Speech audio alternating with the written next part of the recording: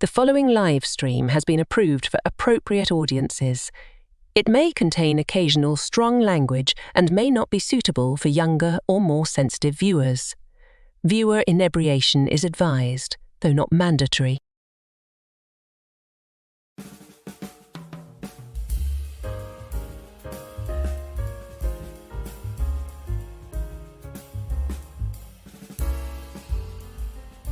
Good evening, happy Friday, and welcome back to Last Call, where we decompress from the week, share a drink, and hopefully have a few laughs over friendly conversation. And tonight, that's what it's all about. No special guest besides the regular Last Call crew and you. Yes, it's Friday night free-for-all once again, which means where the show goes can be directly influenced by you in the chat. So top off your glasses. Get comfortable. Tell me what you're sipping on in the chat, and we'll get the Canarble Wagon rolling right now.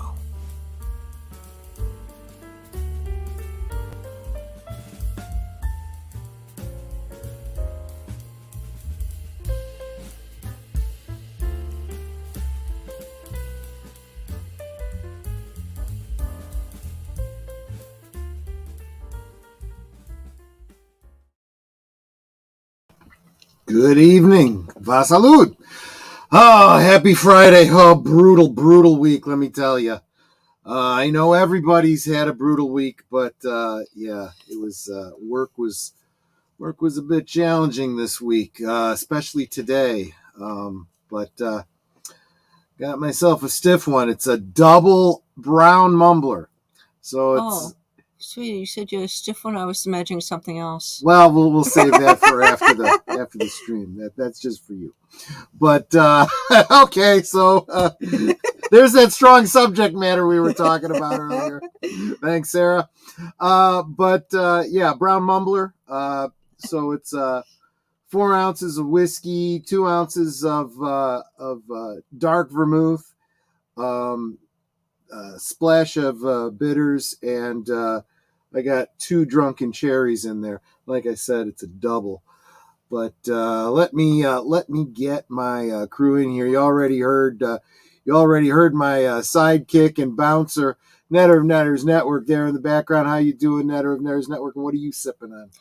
I am actually doing much better. My voice still keeps going in and out, but I am feeling so much better. So thank you for everyone who has asked and everyone that's been sending me well wishes and prayers. I do appreciate it.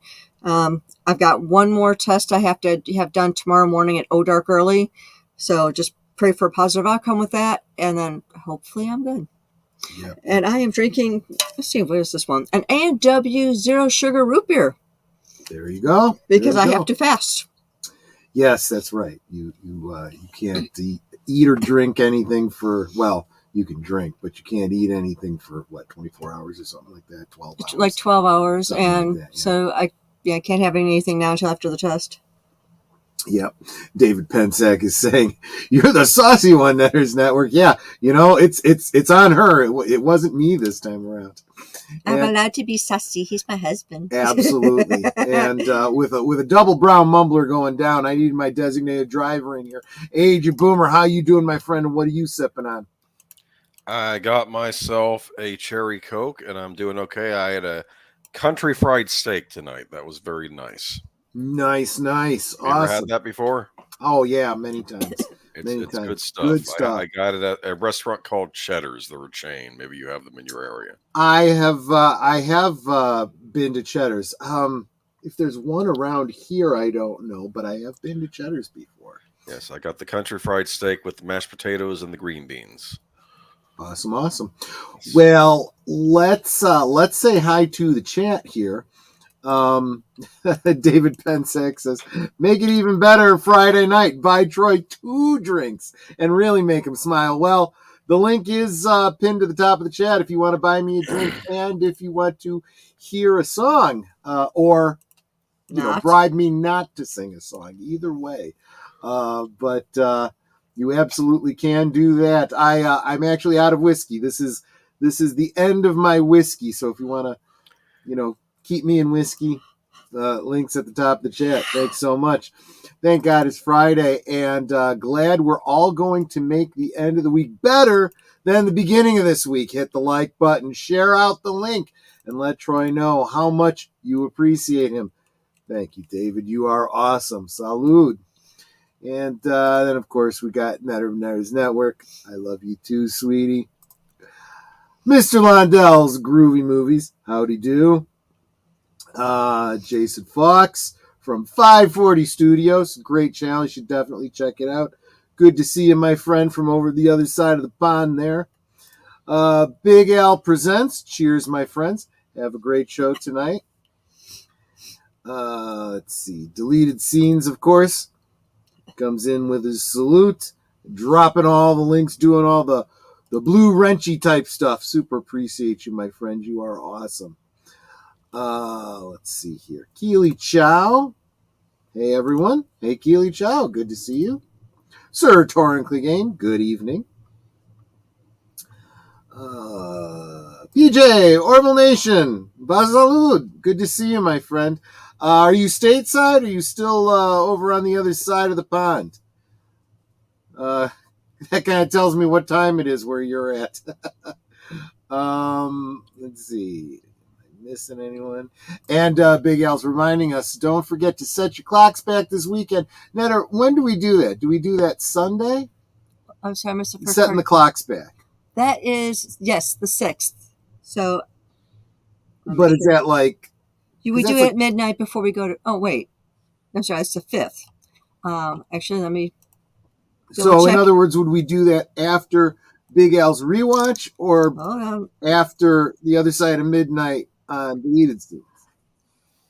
That's what we need to know. It would be Saturday going into Sunday. Okay, so after the rewatch on Big Al's channel. Okay. Right, because then comes Sunday morning, when you wake up, you're the hour back. You're supposed to do it like 2 a.m. Sunday morning.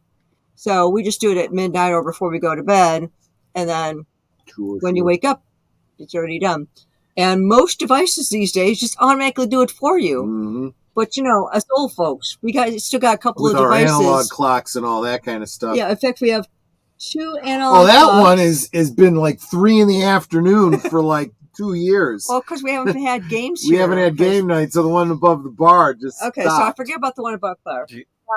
One next to me that I have to set manually, one in my library, and one in the bathroom.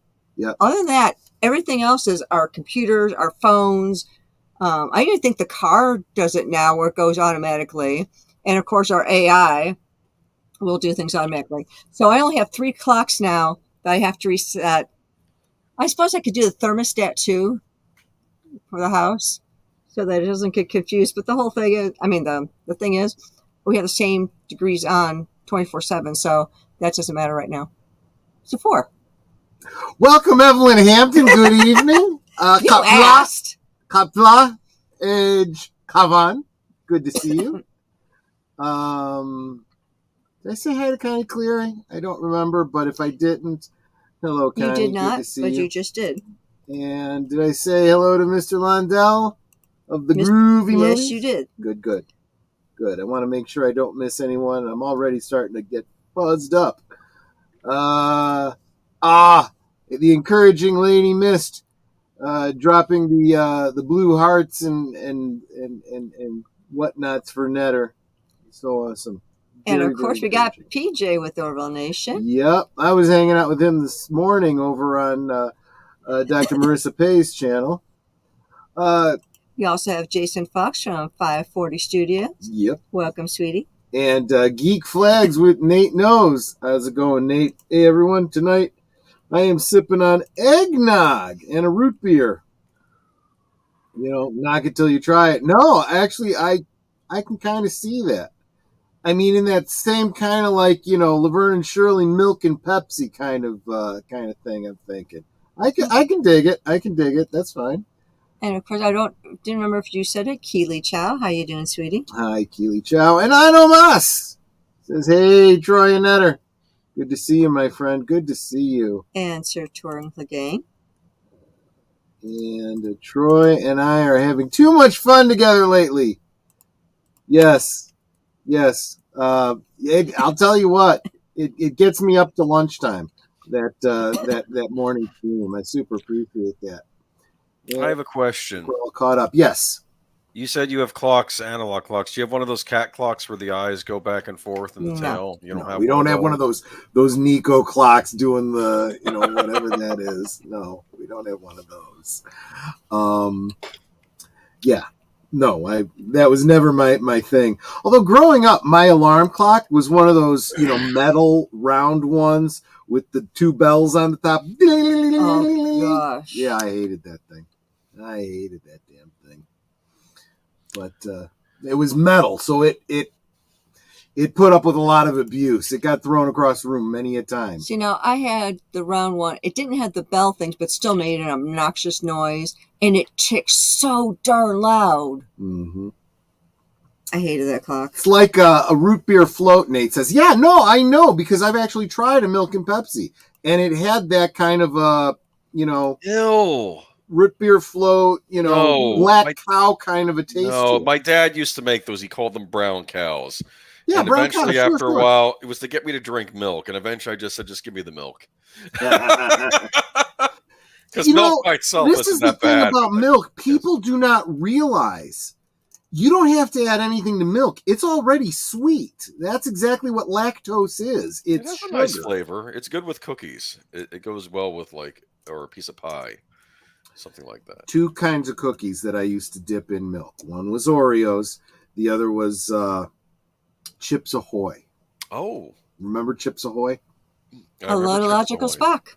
Hi, Logical Spock, have not seen you in a long, long time, my friend. Good to see you. Welcome. I used to take a scoop of ice cream and put it between two Chips Ahoy. Did you ever do that as a kid? Yes, I did. Yes, I did. And now, as an adult, I've learned that you got to limit the amount of ice cream you put, because there is such a thing as too much of a good thing. You can have two of them if you want, but don't try to squish too much ice cream between those cookies.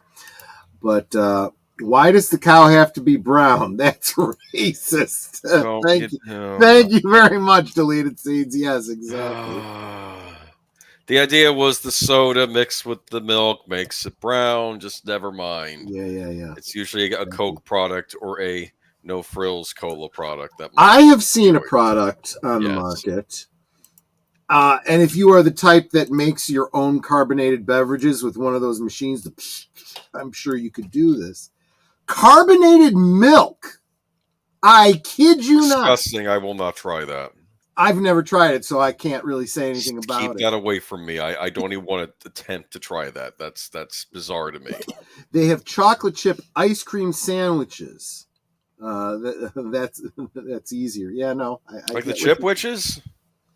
I've had Chipwich before. You know what that is? No, I don't. They have other brands like it. You get the two big chocolate chip sandwich cookies. Ice cream is in the middle, and then they layer the outside with more chocolate chips. They're amazing. You have to try one before you leave this earth, okay? Okay, that's fair. That's fair. You can find them in convenience stores or your grocery stores sell them sometimes, yes. I said carbonated milk, not alcoholic milk. That would be a Clockwork Orange kind of a thing, right? No, there was carbonite like Han Solo. Anyway, yeah, exactly. There's other stuff in that milk in Clockwork Orange. I think they were putting like opium or PCP something like that. Or I don't know something. There was some bad stuff in there, and it was legal it wouldn't be too. Opium, because that would bring them down. What they were taking was getting them riled up. I don't know what it was, and apparently it was legal in that what future society, whatever that thing they were drinking. It didn't help with their violent tendencies, I'll say that. No, it promoted their violent tendencies. I mean, it's just ridiculous. I read the book too. That's a weird book to read. It's all written in future slang, so you really have to listen and read. It's a brilliant writing concept, right? Yeah. I mean, because that was always one of my big problems with especially sci-fi that draws attention to slang. Right? Mm-hmm. Star Trek is really bad for that. It always has been. because they sometimes would slip into, modern language. And then you'd have something like Star Trek 3, where they're like, well, double dumbass on you. Like they don't understand, any kinds of colloquialisms. And it's like, wait a minute, and then Next Gen kind of slipped in and out of the jargon too. So, and then you got like the Orville, which is like, screw it. We're just going to use 20th century, 21st century slang. Don't care what you think about it. It's just, it is what it is. And I kind of dig that. Well, if you look at a lot of movies from the 1950s, they're using 1950s colloquialism. So this story is supposed to be taking place in the 21st century, where there's the alien on the spaceship. But it's like they're out of the 50s, the crew and everything. But it's. Oh, right. That was Star Trek 4. I'm sorry. Yeah, I'm getting fuzzy, man. I mean, I like Star Trek 4. I like 3 as well. Remember that alien McCoy was talking to when he wanted to get a ship over the Genesis planet? Genesis. How can you be deaf with ears like that? Yeah, exactly. And what I thought was funny about that guy, I kept thinking when I was a kid, I thought that was Vincent Price in makeup. I thought they hired him. It wasn't, but he kind of see that. He reminded me of Vincent Price, that alien. I just yeah. And, yeah, I actually, I never really did buy into the whole odd, even Star Trek thing. Well, because, yeah. Go ahead. What were you going to say about that? I was going to say it's unfair to Star Trek 3 because I think Star Trek 3, it had one big flaw, which I think was the how do we resurrect Spock and the Genesis planet stuff. Everything else in that movie, I think, is excellent, and I think it's a good Star Trek movie. I think, but go ahead. You were going to say about 1 in 5. I have other reservations, but anyway. Well, I can see the argument that 1 was not as good as 2. 2 was a rare example where a sequel far outshone the original film, right? Mm-hmm. Because honestly, Star Trek the Motion Picture was a pilot episode for Star Trek New Voyages or whatever it was they were going to do. Yeah, I forgot what it was called. The updated Star Trek series. Yeah, and that was weak. It was some of those episodes ended up in season 1 of TNG. Did you know that? Yes, and you can spot them. You can absolutely spot them, and it's very clear that Data was meant to represent the Zahn character, the Vulcan type character. And Deanna Troi was meant to be the Ilea type character. And Riker was the Decker character, just so that they could do that with the stories. But Phase 2, Star Trek Phase 2, that's a big Phase 2, yeah, thank you. And but Star Trek 3 wasn't weaker. I mean, I guess it's really hard to live up to Star Trek 2. But I thought they did good with the villain in part 3. I thought Khan is impossible to do better, but I thought bringing the Klingons in, that was the right call there, because now we get the traditional adversary of the Federation finally in the sequel. Vaj Toj Daj Nehej Diwi. What does that mean? Shooting space garbage is no test of a warrior's mettle. I love that line. That's from 5, isn't it? Pardon me? Is that from 5 or from 3? Oh, you're right. That is the one guy shoots a satellite, the one Klingon. I remember that. And I forget who the characters were, those 2 Klingons, but they were both bodybuilders. Yeah. 5. I was so disappointed in 5. The Klingon stuff was awesome, though. I did not. Here's the deal. I did not take to TNG when it came on. I was kind of like, Wesley Crusher got on my last nerve. I watched the first season and I'm like, I'm out. Don't like him. I'm out. I'm out. I started watching Doctor Who. I started getting into Doctor Who at that point, watching the old BBC episodes, not realizing that it was about to end with Sylvester McCoy. That I think I caught the last season of it when it aired. But then we had Star Trek V coming out. Okay, the old crew's back. Yes, this is what I want to see. Sequel to Star Trek 4. And it's like, and then I saw it in the theater. It's another example of you let the star, dictate everything, and it's like it goes to shit. Everything that Shatner wanted got in there, and it's like, it's the same with Nemesis and what's his name, Picard. It's like they did everything he wanted, and it ended up being basically shit. Dante's Infernape. I love that name. Welcome. Thank you so much for being here. And Mr. Londell says, bear in mind that Star Trek, the motion picture, had to be made in order to get the rest of the movies even considered. We tend to forget that despite the issues while being made, the movie did, in fact, make money.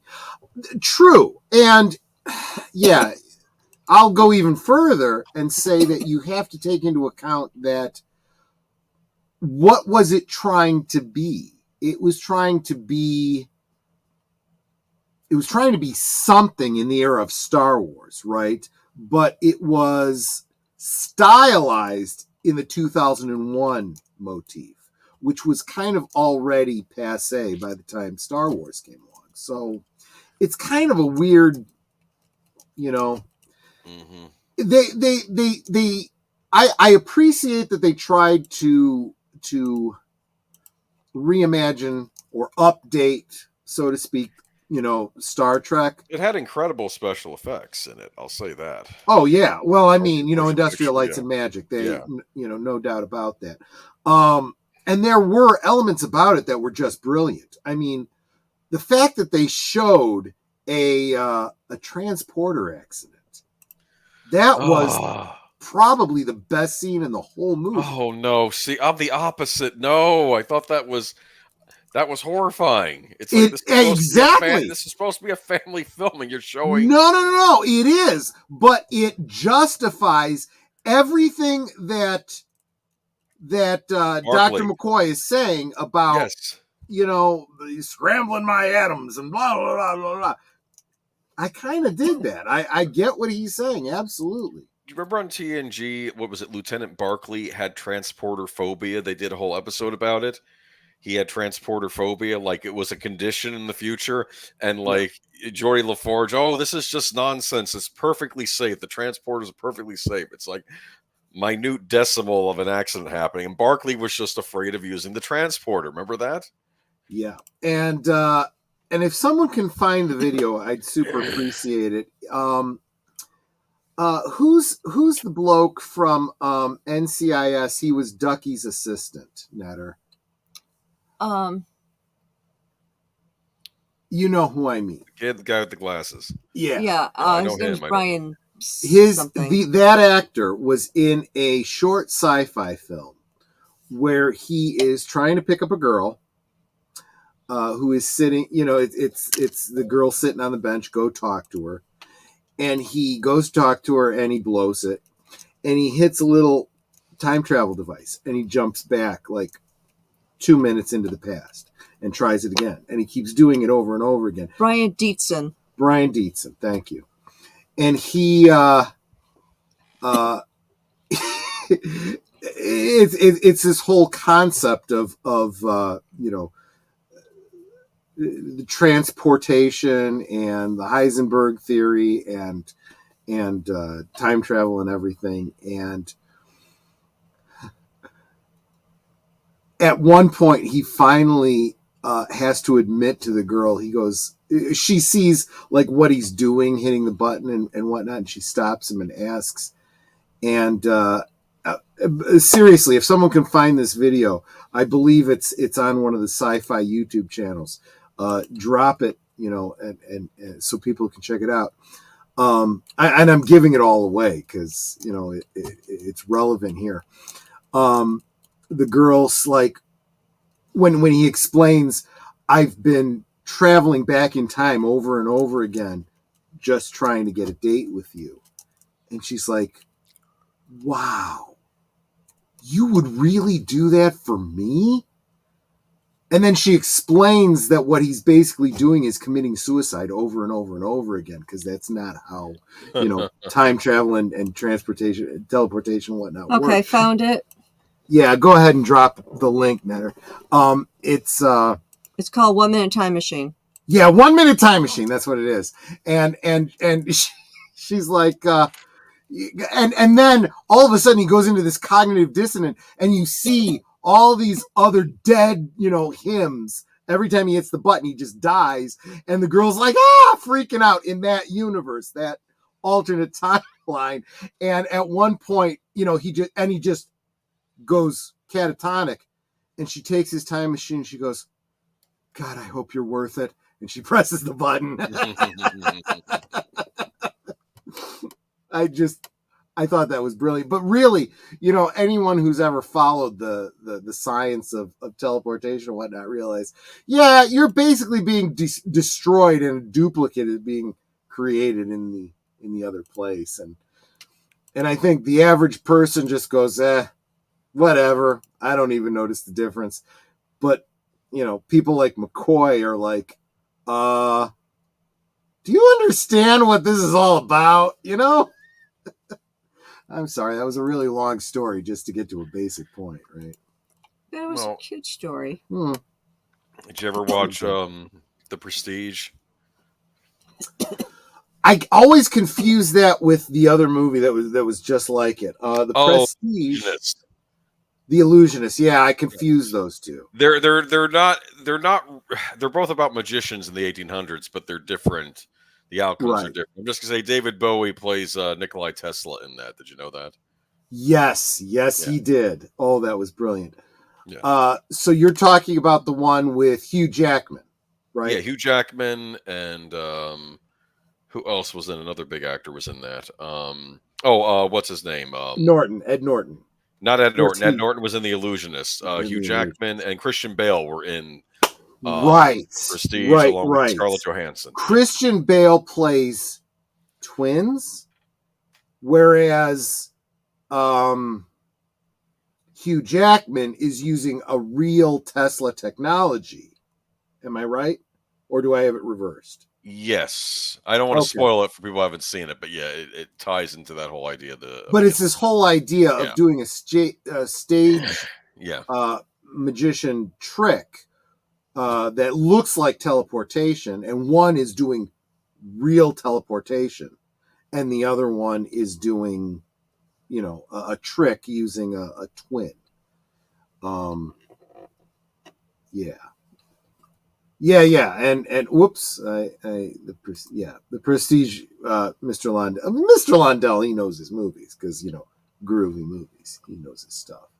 But so. I gotta tell you guys, Friday nights, when I get to have my drink, and I get to mellow out and hang out with all y'all, makes the whole week worth it. There are times when I'm at work during the week when I'm going, how far are we to last call? I seriously, I'm like, how long to last call? I just, I live for this. I really, really do. Do you have that Dolly Parton song 9 to 5 playing in your head? Tumble out of bed and I stumble to the kitchen, pour myself a cup of ambition, yawn and stretch and try to come to life.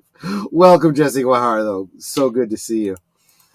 And my neighbors won't come in my yard. Said they have seen and heard too many strange things. Well then, there you go. There's so many bad jokes that I could make. I mean, there might be some people that want to come into your yard because of the things they hear. They're trying to peek in the windows. I hope you practice your 2A rights. That's all I'm saying. But there you go. Women got to stay safe, and the pew-pews are the great equalizer. That's my little soapbox for the evening. Well, maybe it's my first soapbox for the evening. Who knows where I'm going after this? So, anything you're looking forward to in the near future, huh? I mean, I know next week we have the big is it next week the holiday stream? Yeah. So we are going to rag on retroblasting. He is. Oh, well, I'll tell you what, guys. Remember, you want me to sing? Buy me a drink. Next week, maybe I'll sing.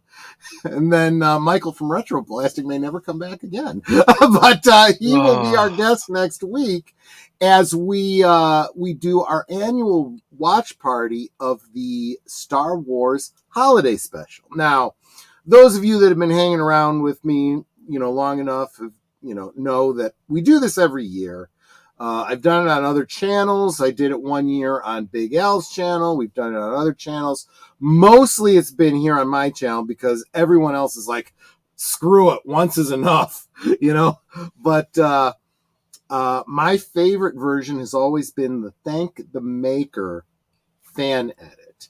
And this year there is I was able to obtain a new version of the Thank the Maker edit. He completely redid it, so it's like a 2.0.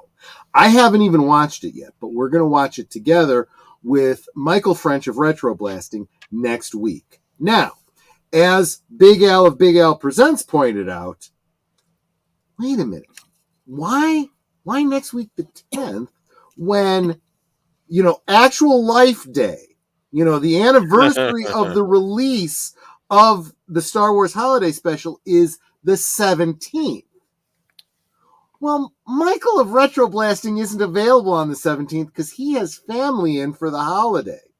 So you all have to join me in razzing him that we're doing it a week early specifically for him. Sounds like a plan. Just saying. And Michael will never speak to you again. And Michael may never be on the channel again. Absolutely. He'll still speak to me because, I support him on Patreon, but he won't like it. I don't know. Maybe he'll enjoy it. Maybe he will enjoy it. I still insist that if you've never seen the holiday special, you should see it once, just like, I don't know, like, trying Vegemite. You got to try it once, even if you don't like it. But there's some fan edits out there of the holiday special that aren't too bad. That really, really aren't too bad. And Tim Hayes, welcome. I haven't seen you in a while, my friend. We were just talking about Michael from Retroblasting, who's going to be on next week for a rewatch of the holiday special. That's going to be fun for me. I don't know about all the rest of y'all. Welcome, Matanui. Good to see you, my friend. Always encouraging when I see you here. And in fact, I'm waiting till next week. I'm not going to pull them out now, but I've got some new holiday special action figures. I've seen them. Yeah, I've never seen them. They just arrived today, and I will show them off next week when Michael is here to give me some grief about still supporting Hasbro. Maria Tiantelli, hey, good to see you, girl. Welcome. Here's what I think is funny. My office is pretty much right next to the front door. It's the very first window right off the front door. So you see anyone that comes to the door? Can I tell my own story, please? Yeah, thank you. So whenever we have delivery people come, UPS, FedEx, whatever, they come up the walk and they pretend not to see this lady in the window. Right, yeah. And they'll just come up, put the package down, take a picture, walk away. And it's like, I'm right there. I know they see me because my mailman will wave to me every day. Hello. Yeah. My mailman, when he comes, he will, come up the walk. He waves to me every morning. And so it's like, I know they see me because if he can see me, they can see me. Right. And it's just like, they're like, there's nobody there. I'm not looking. Sir Torrance says, I've seen the holiday special. Afterwards, I disappeared into the jungles of Vietnam, and the government sent Martin Sheen to take me out. Yeah, you get that reference. Yes. I'm sure most of the people in the chat get that one. Harrison Ford was in that movie. Oh my gosh, I'd forgotten. That's not a big part, but he's in it, yeah. Yes, thank you. Thank you, Logical Spock, for reminding me. That's the other thing that I do every year. Not only do I do a watch party of the holiday special, but I will, those that are interested, and Netter will help me figure out how to do that with the, wheel and, things like that to randomly pick 3 people that are interested to receive, and that are willing to share a mailing address with me, a copy of the holiday special for your own. And I will get my movies that I owe people boxed up this weekend and send those out Monday. Michael's going to spank you. Yeah, I'm not sure that's exactly what's going to happen, but yeah, he may give me some grief. There's no doubt about that, and I will have earned it. There's no doubt about that. You guys are all saying hi to each other. Super appreciate that. What's this? Congrats, Maria. I'm hearing crazy rumors about your secret project that's coming. Oh, that's right. That's right. Yeah, congrats on that, Maria. I'm looking forward to that. And, if they'll read 2 comments down from there. You kind of started the rumor. Well, it's a rumor, is it not? Did he lie? He did not lie. And if there ends up being some sort of a, I don't know, campaign or something like that, let me know. Netter and I will, support the hell out of that. Okay, I gotta read this. Sir Turnkly said, I've seen the holiday special. Mm-hmm. Afterwards, I disappear into the jungles of Vietnam, and the government sent Martin Sheen to take me out. She doesn't listen to me, does she? No. She really doesn't. She's involved in the chat. She's not listening to anything I say. We've already covered that, Netter. Thank you so much. Well, it was so good I had to say it again. There, fair enough. Because I know how he feels. Nate, I did say anyone who is interested, you can opt out. Yeah. And here's the thing. It's a multi-disc set, right? So you will receive at bare minimum, you receive the Huio, Ultimate Edition. It is as close as you can get to watching the holiday special, back the day that it was released, right? Because Huio, WHIO, is a Ohio-based network that recently found a copy of the holiday special, their copy of the holiday special, on VTR, and somebody made a copy of it and digitized it, put it out on the interwebs. So everybody who was so inclined was able to download it, and it's the best quality you could possibly get. Really? So it is the holiday special, unadulterated, with commercials, that aired, in Ohio. So like Arthur Treacher's Fish and Chips, sort of maybe they would have. God, you remember Arthur Treacher's Fish and Chips? I love that place. Yes. I don't know why. They had the best Hush Puppies. They did. What is Hush Puppies? It's just fried bread. Oh, but and it I was love so those things. good. I know. I'm assuming the phrase was... I went nuts on their fried clams. I just would eat those. I never had their fried clams. The first time I had fried clams was at your cousin Diane's house. Who was it? Uncle Joe or something made them? Those weren't fried. Those were baked. Baked, and okay. Yes, they were excellent. I've never had them so good. I haven't either. I gotta make them. I basically know how to do it. I'm saying I haven't had them that good before or since, because those were the best. You're absolutely right. And I'm not a clam person, so I was hesitant at first, and then I must have eaten about 10 of those suckers. I'm going to share a little bit of my family drama. Pete could be an asshole sometimes, but let me tell you something. He knew how to make baked clams. He was good. And he talked me through, what he did. So I could probably, real quick, want to say hi to Gorilla Random Thoughts. Haven't seen you in a while, buddy, but so glad to see you here. You are good people. Speaking of gorillas, we'll be talking about a trailer that got unveiled for a certain ape movie. Did you watch the trailer? I saw part of it. I haven't seen all of it. Be sure to watch it by Sunday. But Let's talk about it. I was impressed. Is this the first movie where the apes are talking?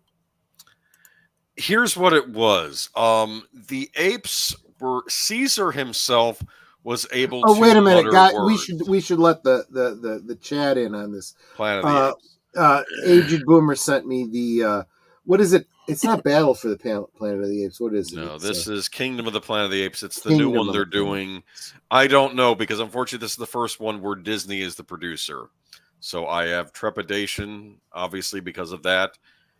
It looks like the old ones we've seen, the prior trilogy, that was that we saw in the last decade, which I thought were actually rather good. I don't typically like reboots and remakes of old franchises. No, I dig it. I thought they did a good job with the newer Planet of the Apes movies. I thought, yeah.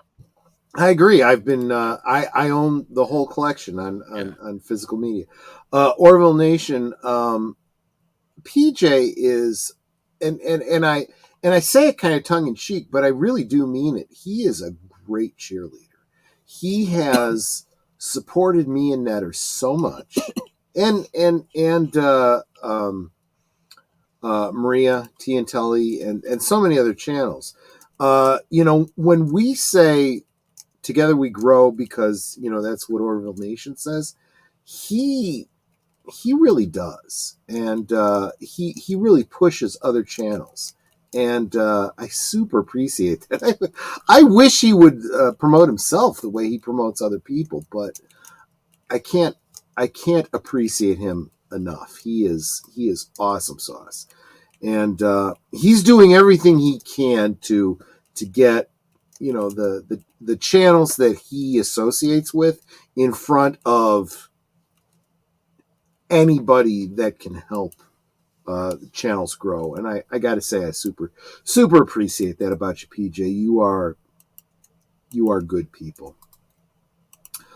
Congrats on hitting 700, Troy. Woot. There was a time when Maria and I were tied for how many subscribers we had, and she pulled away big time because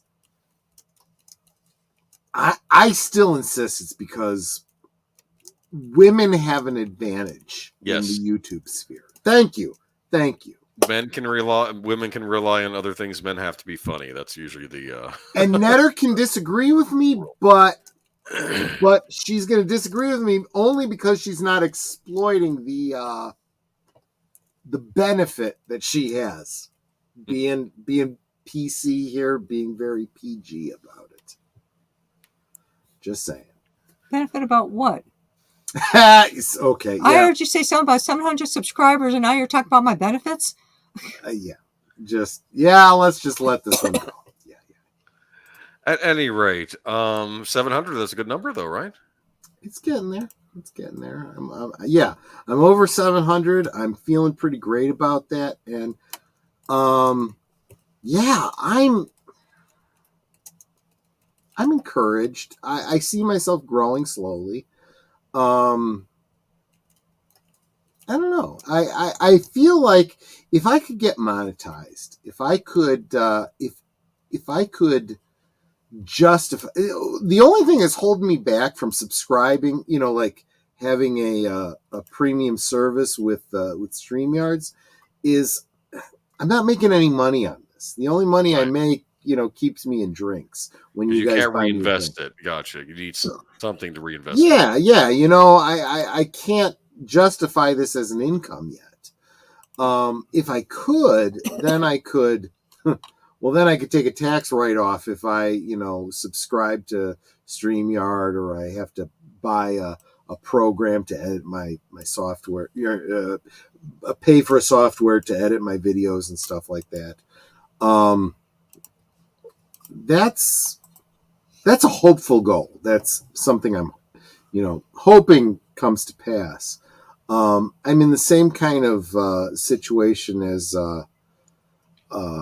so many other YouTubers who work a 40-hour week, to pay the bills and then do YouTube on top of it. Even some monetized channels like Analog Toys, Tony over there is he works a full-time job and he does his videos, and unfortunately his wife's not involved in it, so they kind of come to blows sometimes about that, and God bless him. The only YouTuber that I know that quit his job and decided to do YouTube full-time without having any backup plan and not really a lot of money is Thoughty2. This guy had said in one of his streams, he was answering questions or something. He goes, he goes, I quit my job. I want to do this full time. And I just put it all in. And I'll let you know, though, that Michael French also has done that. Now, I don't know if his wife works also. Oh, Melinda's awesome. Isn't she awesome? She is. Isn't she awesome? Yeah, but then Michael quit his job with having no money. You know what? We can ask him that next week. Yeah. I don't know. Thoughty2 did say that he did it. He goes, I quit my job. I didn't really have any money. Wanted to do this full time. And it was either make or break. And he's doing really well. Yeah. But yeah. And you look at this, Mr. Positive, Mr. Encourager, right? I'm going to start calling you Barnabas, son of encouragement, right? I really enjoy Netters Network's channel. Thank you so much. You are awesome. Oh, so sweet. But yeah, Michael French, that's his full-time job is the YouTube thing. Some people do, some people don't. And it's a risky thing because you aren't self-employed. You are self-motivated, but YouTube can do whatever the hell they want, whenever the hell they want. Look, there's this whole thing with the fact that how many of you guys, Boomer, Netter, myself, deleted scenes, and how many others here in the chat are not yet monetized, and yet YouTube fucking makes money off of our work. Yeah. Honestly, there is going to be a day where there will be a class action suit. I guarantee it. It's going to happen eventually. And then there's this whole push. You know what? You gotta stop using ad blocker. Fuck you. I'm not making any money off of ads. Why should I care whether or not YouTube does? Fuck you. And I've seen so many of my friends, on social media who they get their channel demonetized or shut down or whatever because they said some wrong thing, And it's like, fuck you, I'm going to Rumble. Wrong think. Yes. A lot of people get in trouble over wrong think these days. We have a story about that coming up on Sunday. Hashtag Gina was right. Yep.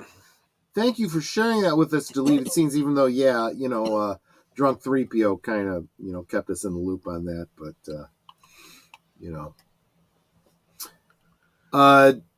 yeah, wait a minute. You're bouncing away from me. He's going to go Norm Moranis. Absolutely. Yeah, exactly. But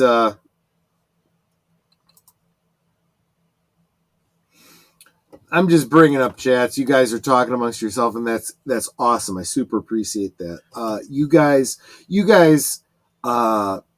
chatting amongst yourselves in the chat. I love the fact that we have community here. This makes me feel so good. So coming up in the future, or post-holiday special, you doing any holiday-themed specials in the future? Actually, even before I get to the holiday special, next Tuesday, I am going to be on with Pops over on Pops on Pop Culture.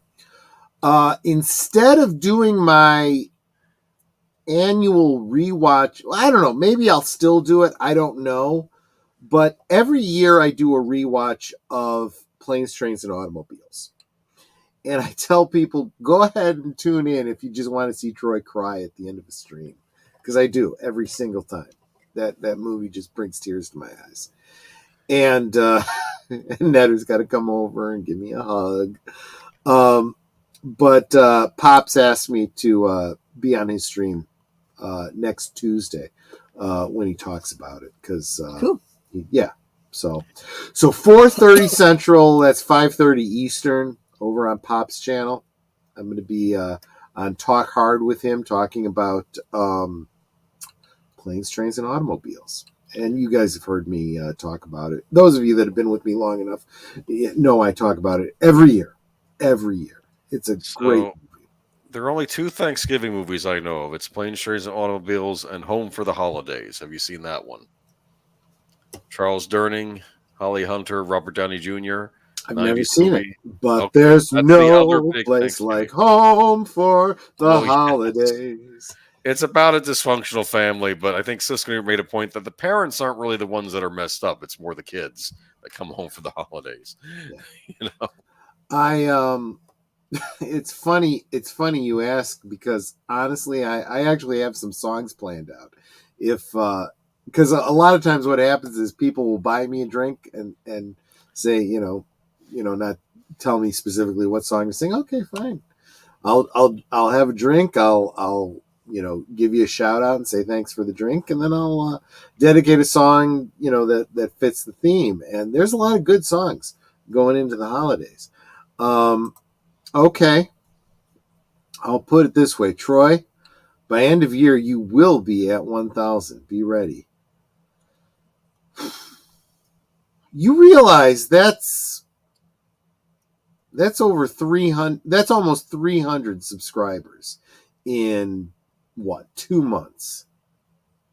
Maria, I super appreciate your enthusiasm, but unless I got people like really saying hey, look at Troy, subscribe to, no, it's happening slowly. Maybe in 2024, I don't know, but I appreciate your enthusiasm. I really, really do. Every time a bell rings, Troy and Netter get their subs. Oh gosh, yeah, no, absolutely right. But what was I saying? Yeah, so I got a lot of songs planned out. If you guys want to buy me a drink and hear those songs, I'll definitely be singing them. This forces me. So what was the name of the song that you had me sing for last week? The Witch by the Sonics. The Witch by the Sonics. I'd never heard that song before you requested it. And It's a classic British rock song. I spent about a week practicing that song. And I'll still pay you never to sing that again. I don't blame you, Netter. I honestly don't. You're absolutely right about My that. throat hurt for you. Troy, you should start a second channel, Troy Pacelli Drunk Karaoke. If I did that, here's what the shtick would be. I like that idea, Nate. You buy me a drink and suggest a song, and in a way, it's kind of like karaoke roulette. When I choose a song that I know, that's in my range, that I think I'll sound pretty good singing. Like Werewolves of London by Warren Zevon. Werewolves of London. Yeah, that one, absolutely. That's a good Halloween song. I could totally do that song, absolutely. But, if you want to be a real ass, you could buy me a drink and say, I want you to sing Staying Alive by the Bee Gees. I mean, oh, fuck. I'm screwed. Good song. Or I Can't Tell You Why by Eagles. Oh, I would have to sing it like 12 octaves lower. Every time I try to walk away, something makes me turn around and stay, and I can't hit those notes. Actually, that sounded pretty good. No, baby, I can't hit those notes. I can't hit those notes. Yeah, no. Maybe that's the secret. Maybe I need to be drunk when I sing those It's not songs. too bad.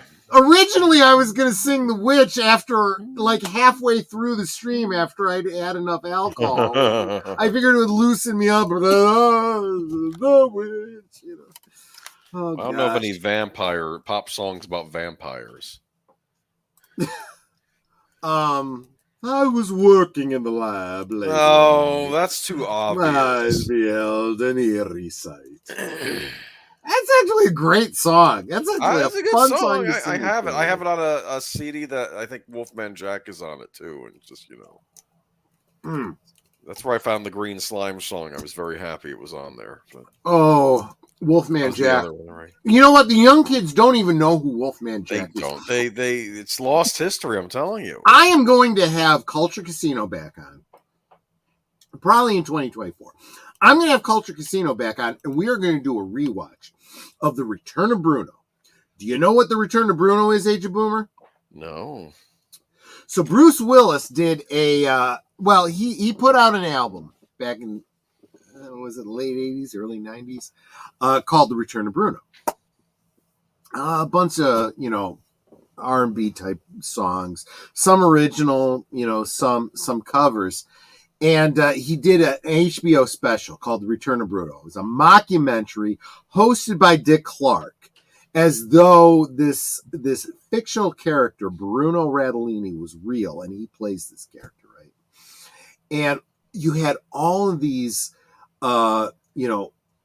music legends, come in and say how Bruno Radolini, influenced him, like Elton John saying, it was Bruno who taught me everything in excess, and supposedly he had appeared on Dick Clark's, what was his show? American Bandstand or something like that, like that, with the Temptations doing Under the Boardwalk, which was a song that was on his album, and they did this video as if it was, on Dick Clark's show and whatnot. It's a great little video. And then it's like a half-hour mockumentary, right? The Bee Gees are in it, Elton John, Michael J. Fox does an appearance. What's his name from the lead singer from Kiss? Gene Simmons. Gene Simmons. No, maybe it wasn't Gene Simmons. Who was it? Well, it wasn't Gene Siskel. It might have been Peter Criss. I'm sorry. Okay. And Grace Slick from Starship. I don't remember who all, but a bunch of people all talking about how influential, this Bruno Radolini was. It's brilliant. Half hour or so going on about him, and then a half hour of like concert footage of him just performing his songs. Just absolutely brilliant. I've got all 3 of his albums. As far as I know, he's only put out 3 albums. It was The Return of Bruno, If It Doesn't Kill You, It Just Makes You Stronger. And then there was like this compilation album that kind of like puts the 2 of them together and adds a few extra tracks. It was really, really good. I'm going to try to get Culture Casino back for a Bruce Willis 2024, Return of Bruno rewatch. So that's something I got planned for 2024. Both Doomcock and Troy were singing at the same time on my computer. Nice duet. I don't know. I feel like Doomcock and I are we're like kindred spirits, I think, in a lot of ways. I think there's no doubt about that. And there was a show that Deleted Scenes did where he opened up his show singing a song, and I'm like, I like the cut of his jib, let me tell you. Good stuff. Yeah. But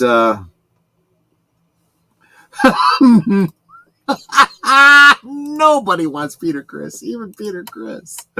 I kind of wish there was I think it was, I can't remember now if it was Family Guy. I think it was Family Guy that did this shtick on Kiss Saves Christmas, as though it was a real thing. And I kind of wish it was. There To be was the honest. Paul Lynde Halloween special that had Kiss Star on it. Remember Which I did download off of YouTube. It's available on YouTube still. But when I see something like that on YouTube, I download it because it's like, they may take this down and I'll never see it again. Matanui's gotta hit the hay.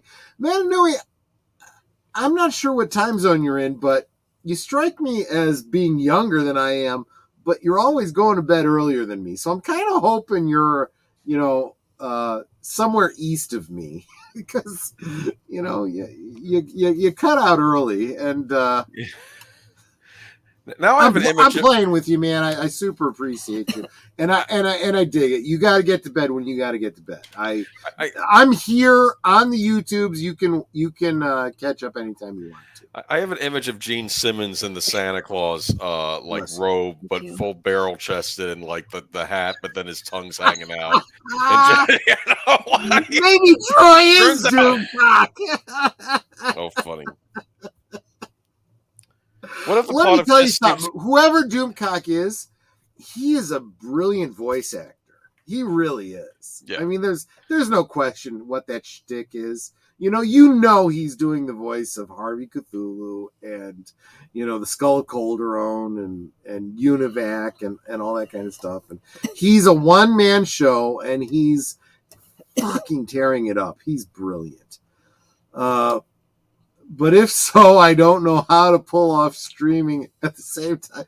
Well, look, I could see totally doing that. I could come up with a new persona and, release it as a separate, premiere stream while I was live streaming somewhere else or something. I could do that.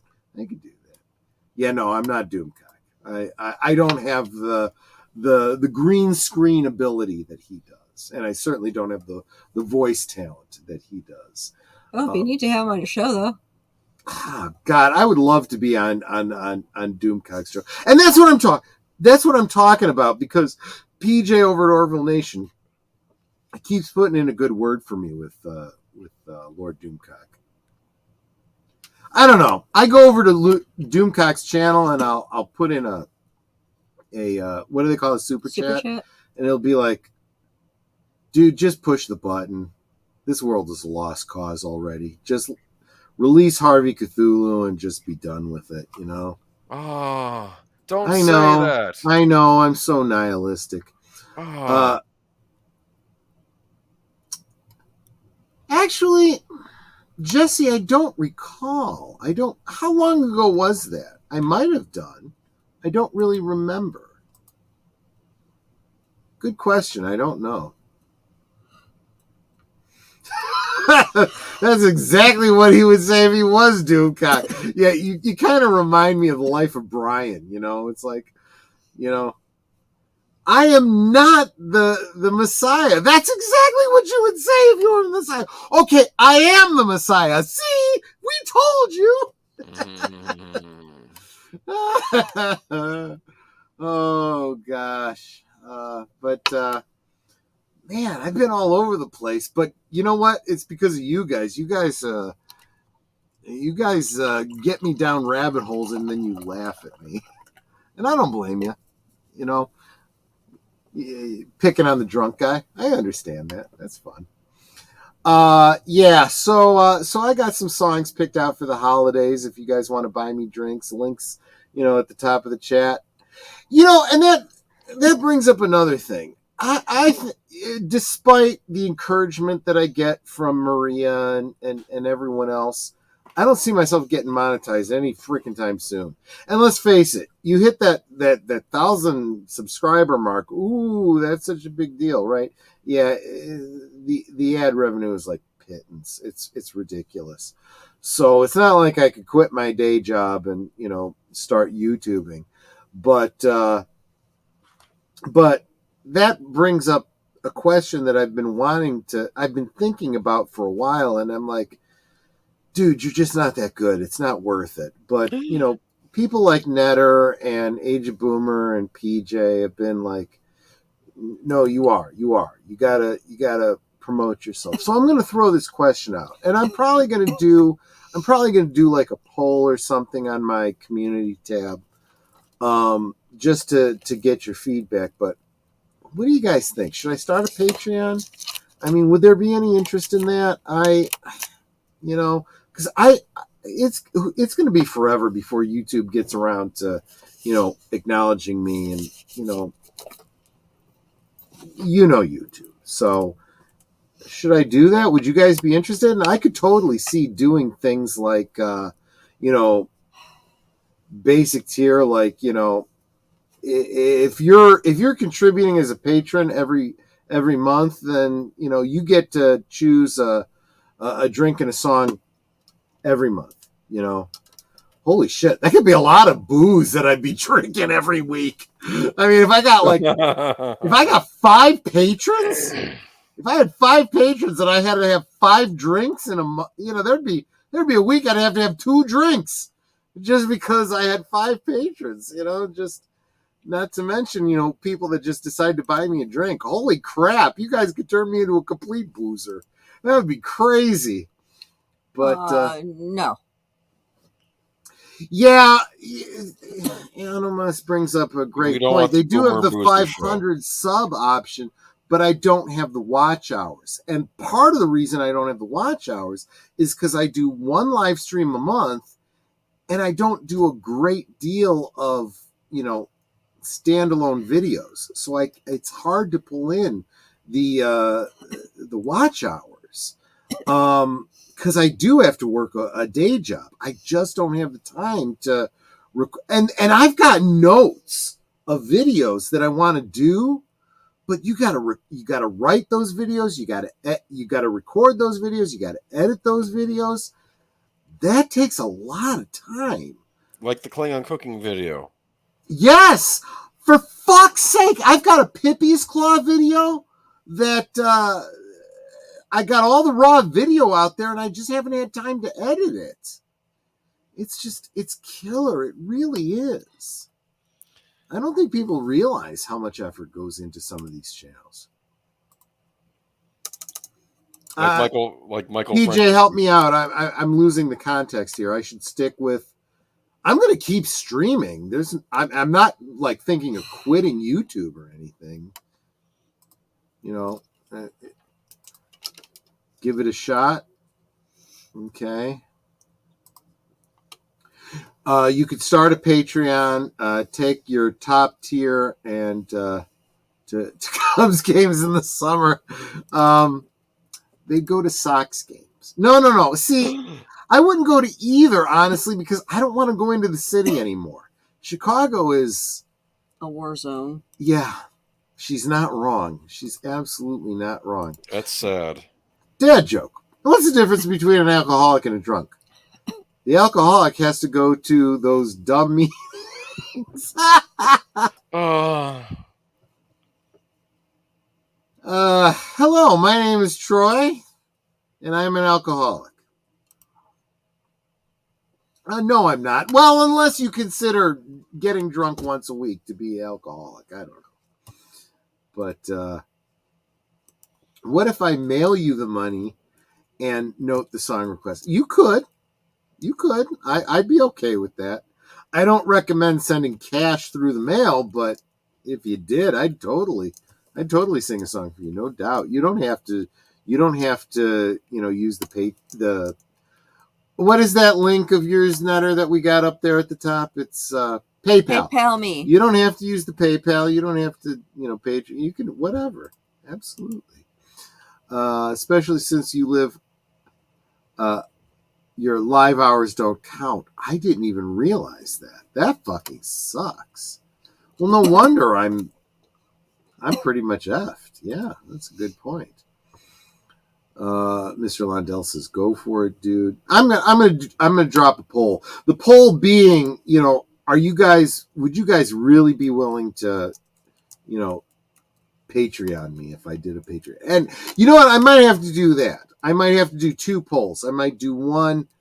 Would you guys be interested in supporting me if I did a Patreon style, subscription service? And then a second one being like, what should I use? Should it be Patreon? Should it be Subscribe Star? Should it be, something else? I'll take write-ins on that one, Do you have a drinking problem? No, I pretty much have it figured out. Yeah, that's right. If you can lie down and hold on and not fall off the planet, you're not that drunk. I figure if he gets that many people buying him drinks, those drinks are going to be reduced to a shot each. I'll do shots. It's a drink. I'll do shots. It's just a small drink. If I have, I don't know, half a dozen patrons and I got to do 6 shots in a night, Netter's going to have a great time, let me tell you. Okay, I did not marry an alcoholic. I will not be married to an alcoholic. Chuck Norris joke. A woman once bumped into Chuck Norris on the street, and she ended up with twins. Oh. I like that. William Shatner once went to the Virgin Islands, and when he came back, they just called them the Islands. There you go. You didn't like that one? Okay.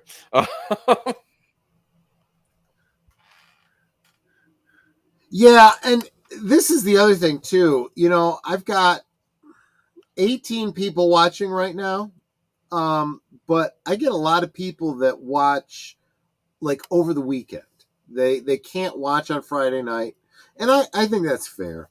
But, I'll get a lot of comments from people that are watching, on Saturday and Sunday and the following week and whatnot. Actually, there was a lot of people today watching the Lesbian Vampire stream. I think that really. See, yeah. I told you that was a hit for Halloween, huh? Yeah, Halloween's over, so that doesn't make much sense. That was kind of, well, I think the lesbian vampire part had more to do with it than, Last Call, Troy Pacelli, but whatever. Did they leave good comments? Were there good comments on it? Yeah, a lot of people saying, they liked my deep dive and my commentary, and I thought I'd be a little bit more blue as I drank more, but I think I kept it pretty scholarly. I think I did a pretty good job. William Shatner did go up the rocket that was shaped like a duck with balls to oops, dick. Chuck Norris once had a dream that he was fighting a 30-foot snake, and when he woke up, his hands were in his pants.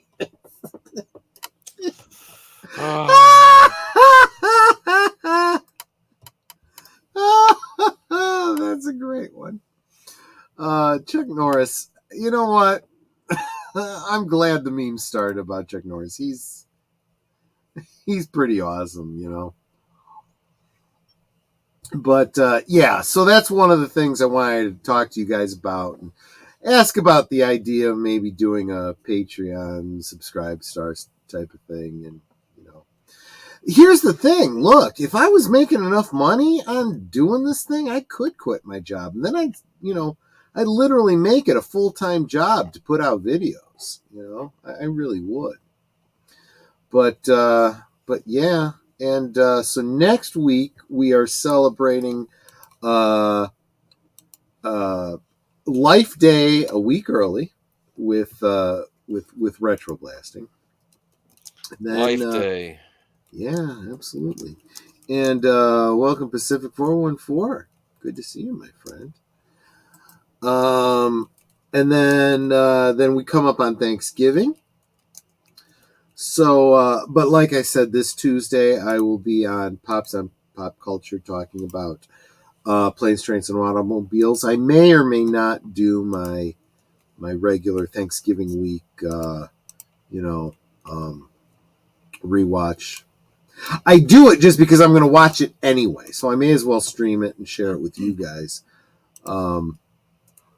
But where is your other hand? Between two pillows. Those aren't pillows! No, they are not. Where are you with Disney right now, Troy? What are your thoughts? Do you think there's hope?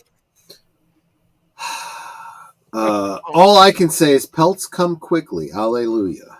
That's the only chance they have. They otherwise are just fucked. They are fucked. They have not made a profit on any film or film project they have done this year thus far. And the projections are they're not going to for the rest of the year either. They're in real trouble. The parks are losing money now. Now I'm hearing rumors that they are purposely drawing funds and resources away from the U.S. parks to bolster the Saigon park. How bad Screw is you, Disney. How, Screw you, Disney. well, Universal is doing very well. They're going to be having the Nintendo park open up soon. Any argument that Disney has about why they're not doing well, Universal's going, we don't have a problem. Don't know what you're talking about, you know? As far as I know, the only thing that's making any money for Disney is their cruise lines. But they are hemorrhaging money on everything else. So the cruise lines are not keeping them above water. I'm sorry. That was unintentional, but, you know. They had a Marvel cruise line, didn't they? They have what? A Marvel cruise line, didn't they? Did they? I don't know. They Who had cares? Well, okay. They had a Star Wars cruise line that never even left the park, and nobody went to that. I heard they're turning that into like a laser tag thing. Did you hear about that rumor? I heard that rumor, but I don't know. There's a lot of things they could do with it. The placement of it doesn't work for Star Wars. It doesn't, because it's not close enough to Galaxy's Edge. So there's no point. The Star Wars Hotel. Were you sad you didn't get a chance to go into it? No. No. There was one action figure that I wanted. They had this R2 unit that was part of their it was supposed to be like the droid that was like the navigator for the ship or whatever, and they did an action figure of it. It goes for over $100 now because it was from 2022 or something like that. You can't really get it now, and I kind of wanted it, and if I'd have known about it at the time, I would have gotten it for the whatever $20 or whatever it was going for. It's not that important to me now, right? Because I just like droid action figures, I just do. But I did notice something about the Star Wars cruise line that bothered the captain of the ship with the blue face and the red eyes. Is she supposed to be of Thrawn's race? Because she was supposedly a hero in the rebellion. No, I don't think so, because I think she's supposed to be the same race that George Lucas and his daughter were in the sequel trilogy. Okay, because I was about to say, are they trying to make it be, well, not all of Thrawn's race is bad? And no, because she didn't have red eyes. If you don't have red eyes, you're not Chiss. Right. Yeah. But they have that movie coming out, the Wish movie, the animated movie that's supposed to be coming out this year. And the projections are not good. Look, what are they going to recycle? The song "When You Wish Upon a Star." That is their Pinocchio. Yeah, that is their key song, right? I guess maybe they'll reuse it. They'll do a updated version. What does the chat say? Nate, we talked about that a long time ago. We said that you can't serve two masters. And the problem with, Shanghai Disney and all that kind of stuff, it's really owned by, it's not even really owned by Disney. They think they own it. No. The Communist Party of China owns it. And if they tell Disney, screw you, you're out of here, they will continue to run Shanghai Disney using all the trademarks and say, it's our country, we can do whatever the fuck we want. Go to hell. It's I don't know. But maybe there'll be a Mulan attraction for that Shanghai park.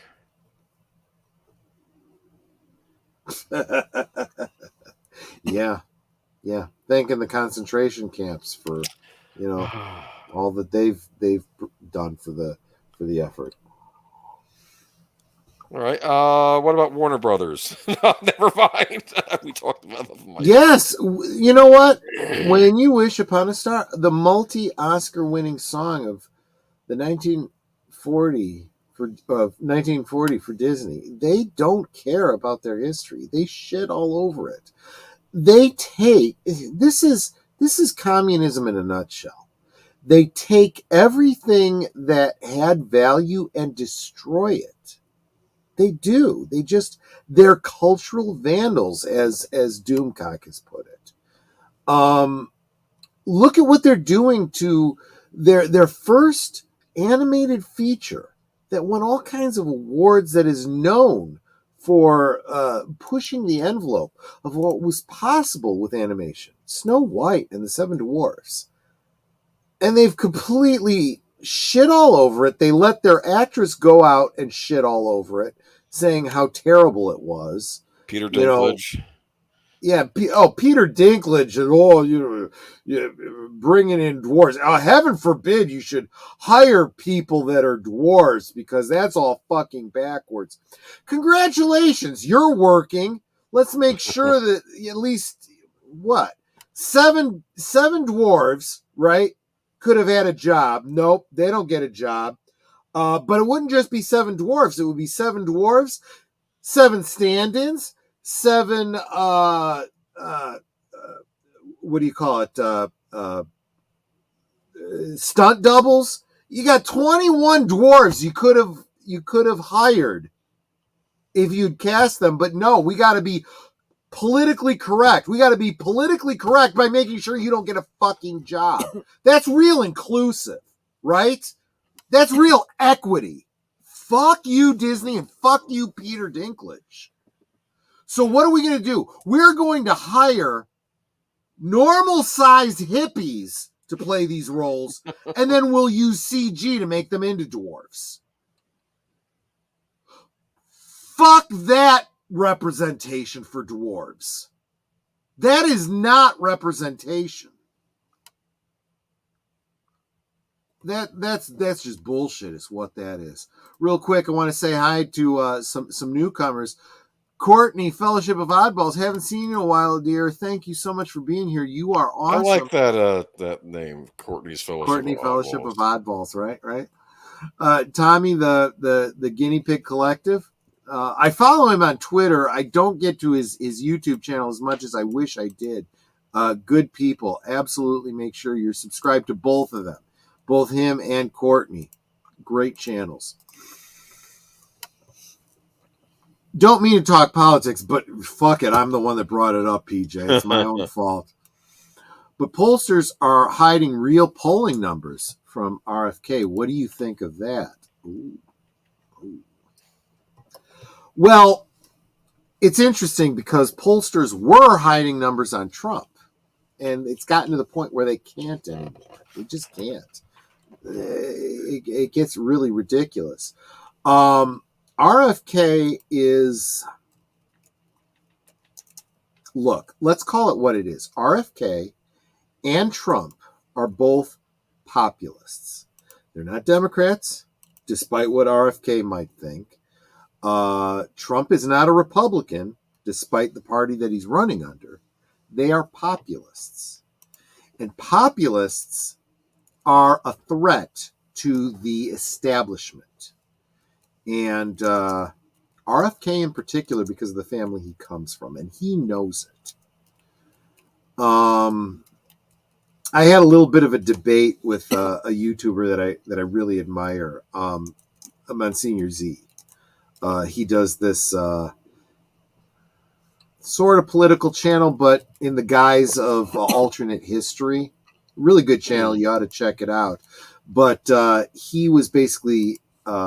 his last video, he was positing that RFK is a problem for the GOP. And I would encourage you to go check out his video, hear his own words for his own argument. I disagreed with him. and I made a comment that he responded to. I was actually surprised he even noticed me. But I sound like ER. Thanks for noticing me.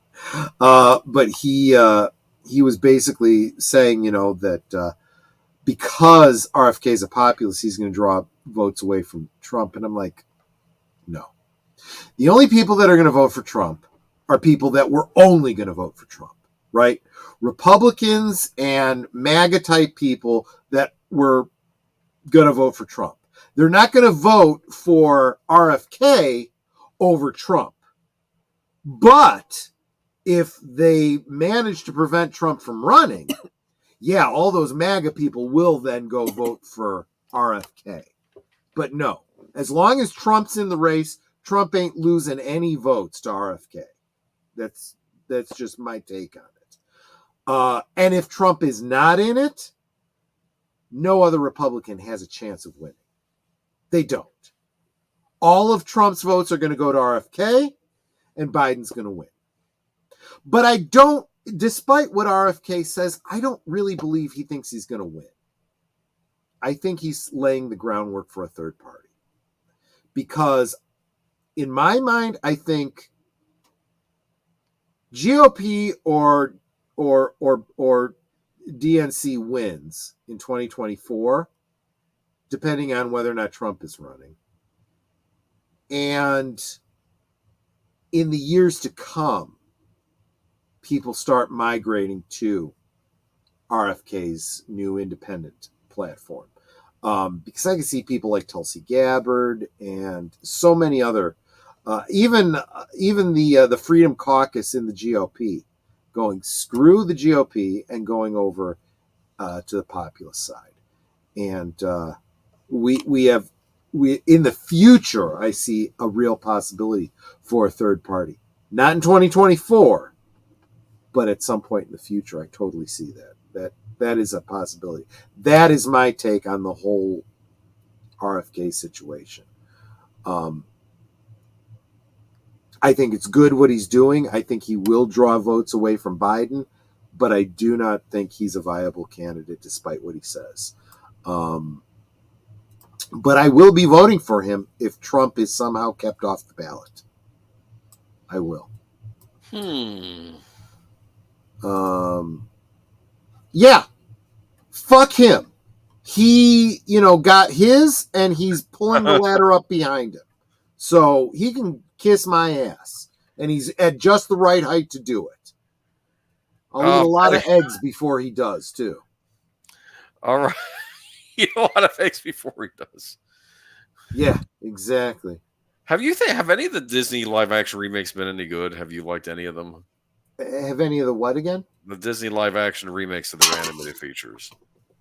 There was one that was done. It was a Cinderella movie. That was all right. Yeah, I like that. Helena Bonham Carter was in it, right?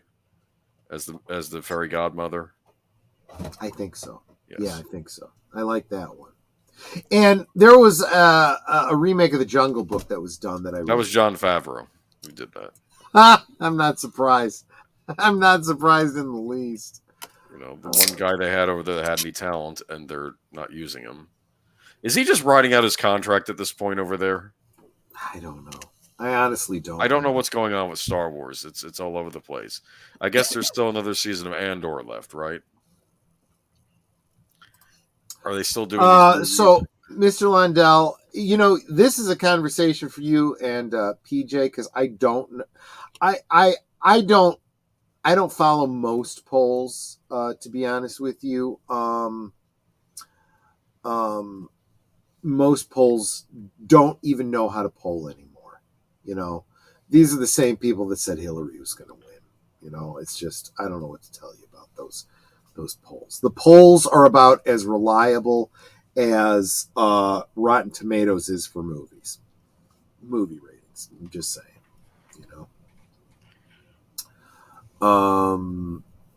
guys saying hi to each other. RFK is a populist, but he has one heck of a liberal streak as well. Here's something that I will give RFK. Yes, he's very liberal. But he's a classical liberal. And the thing to keep in mind, people keep bringing up things he said years ago. Things he said years ago about the 2A. Things that he said years ago about gun control. All kinds of things, right? Pay attention to what he's saying now. Look, if we are intellectually honest, we want the people we vote for to be intellectually honest. And that means you are not dogmatic. You are intellectually honest. You change your mind sometimes when you get new information, right? And pay close attention to what RFK says. He has changed his mind about a lot of things over the years, right? When it comes to environmentalism, he's not like the Greta Thunberg, how dare you type, carbon footprint, all that kind of bullshit. In fact, he speaks out specifically against that kind of bullshit. He's like, this doesn't help anybody. Charging someone a carbon tax does nothing to help the environment. He is close to home environmentalism. He's against dumping toxic shit in the watershed and stuff like that, right? He's Silkwood type environmentalist. And let's face it, even the conservatives can get behind that stuff. No, I don't want estrogen in the air and in the water, right? I don't want toxins, in my food. No, I don't want to be forcibly injected with something. That's RFK and his environmentalism, and his limitations on government. He is a classical liberal. And just the fact that he is not running on the Democratic Party, that he declared himself independent, because he said he was a lifelong Democrat. And then last month, he declared himself independent. That says a lot. It says a lot. And I think most conservatives have more in common with classical liberals than they do with rhinos and the far left loonies. So let's be very clear about what we're talking about when we're talking about populism.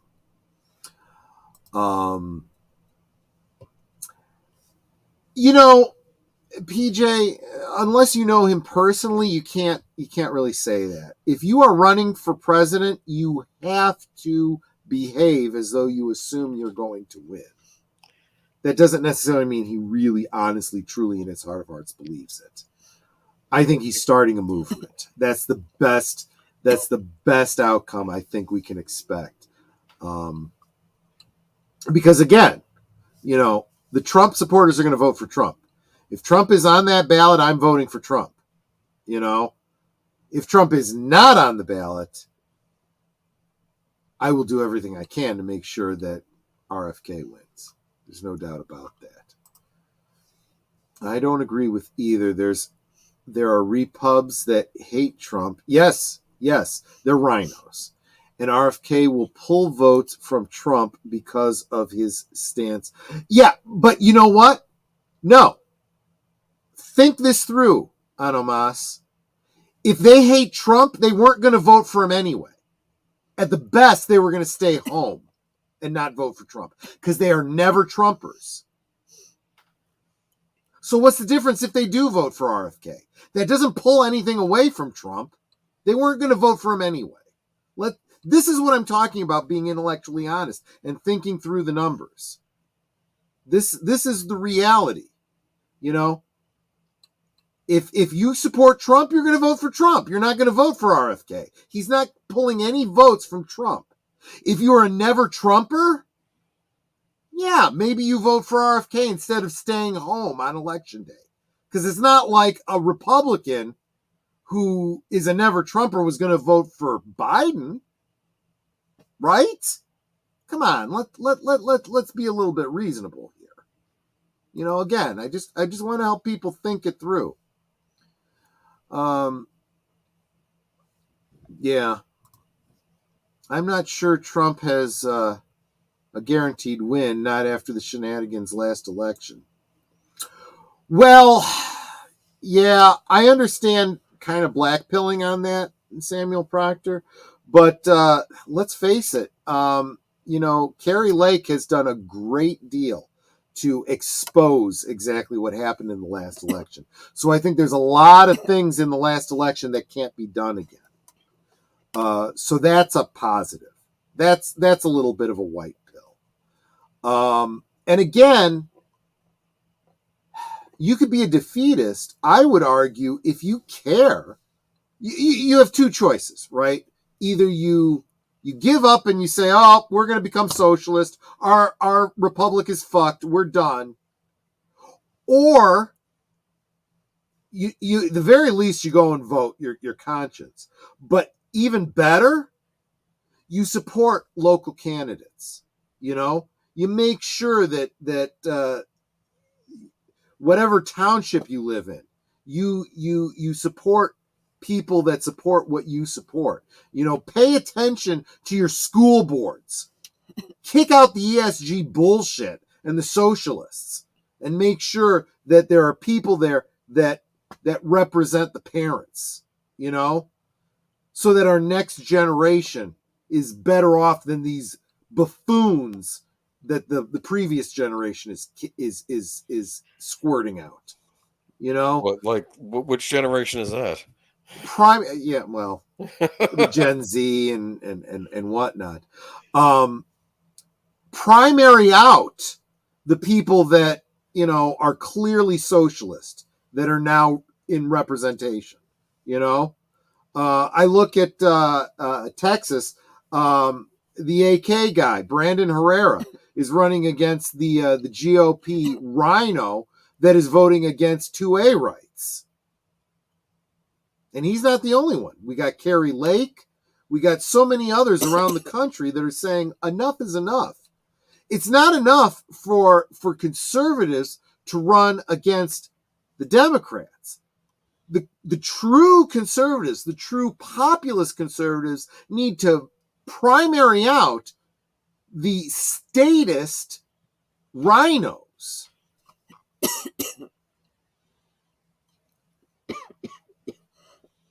Excuse me. You okay? Yeah, I swallowed wrong. Yeah. Okay.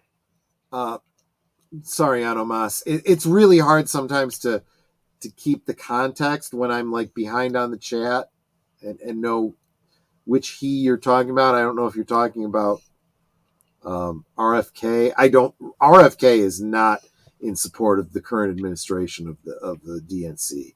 There's no doubt about that. And again, I don't know who you're talking about, PJ. You could be talking about RFK, and you could be talking about Trump. Both would be accurate, Yeah, I would say don't trust a word any politician says. I go with the Ronald Reagan rule: trust but verify. Trust but verify. I'll take you at your word, but I want to see proof. Yes, he's like sick. No. Not Cher, actual the girl that the story was about. Cher's a psycho. Yeah, I love the fact that he's running as an independent too. I think we need an independent third party. We really do. A viable one. Not like the big L Libertarian Party. Because philosophically I may align with them, but politically they're dumb fucks. They really are. You got to win an election to make a difference. That's all I'm saying,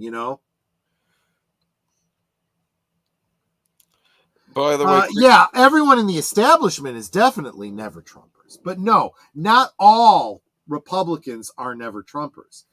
That whole Freedom Caucus is very much behind Trump. And there's a lot of people in the Republican Party that realize they don't have a fucking hope in hell without Trump. They want to keep their jobs. They'll support Trump too. I just finished The Road to Serfdom recently. The author in the 1930s lamented that we let the socialists take the term liberal from us, considering the meaning of the literal word. Yeah, no, it's true. It's true. Because now when you say liberal, you immediately assume socialist. Whereas you have to specify classical liberal if you mean, John F. Kennedy, Robert Kennedy type of, liberal. The kind of liberalism that most conservatives could get behind, actually. Biden has the bust of RFK Sr. in his office and won't give him they won't give him security service. And there's already been an attempt on his life. Really? Yes. I didn't know about that. Yes. Lot of happenstance but it was a very similar attempt using the same methods that took out his father. It's so blatant, it's ridiculous. Disturbing. But there's so many people that just aren't friggin' paying attention because people are just morons. They're so busy in their phones, with their lattes, they're not paying attention to what's going on in the world. And they're regurgitating whatever they see on socialist media. I meant that the way I said it, socialist media.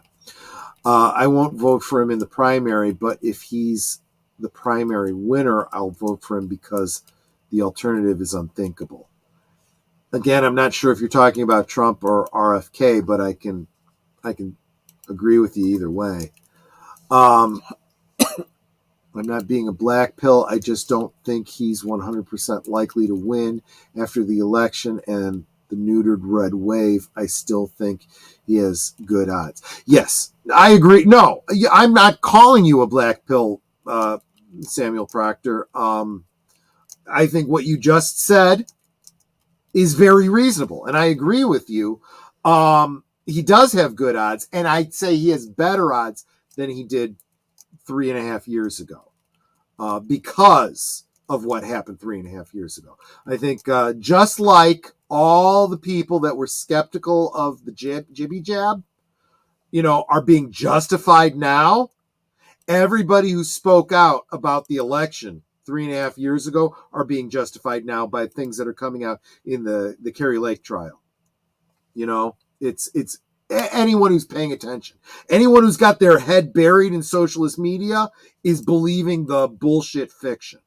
Nothing we could do about those morons.